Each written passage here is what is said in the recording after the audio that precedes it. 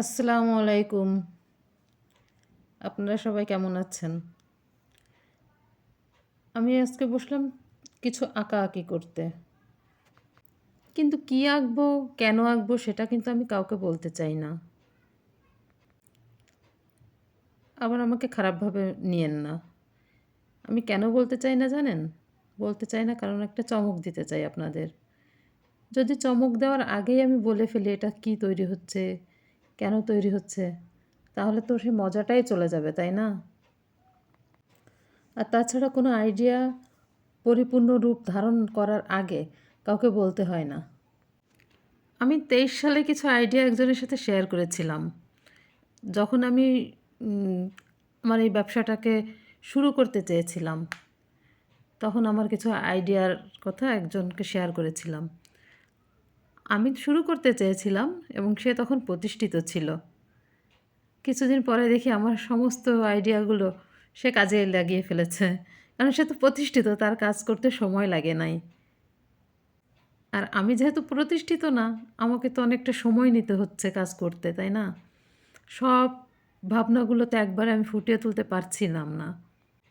এখন আমার এমন একটা সমস্যা হয়েছে, যখনই আমি আমার ওই আইডিয়াগুলোকে কাজে লাগিয়ে এখন কাজ করব, তখন অনেকেই ভাববে যে আমি আসলে ওনার আইডিয়াটা চুরি করেছি। আমার আইডিয়া কেউ নিক, এতে আমার কোনো সমস্যা নাই। কিন্তু আমার আগে আমার আইডিয়াটা কেউ নিক, এটা হচ্ছে সমস্যা। কারণ তাহলে তো সবাই ভাববে আমি হয়তো কপি করেছি। কিন্তু আমি কাউকে কপি করতে চাই না তো। এজন্য আইডিয়াটা হচ্ছে আগে শেয়ার করতে চাই না। বলতে চাই না যে আমি আসলে এটা দিয়ে কী কাজ করতে চাই।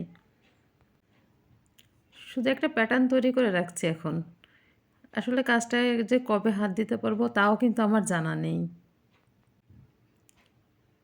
কিছু কাজে আমাকে সাহায্য করার মতো কেউ না থাকায় কাজগুলো করতে আমার অনেক দেরি হয়।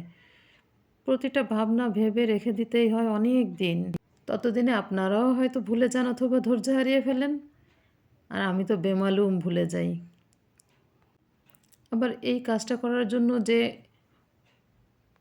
উপকরণগুলো প্রয়োজন সেগুলো আমার সংগ্রহে নেই।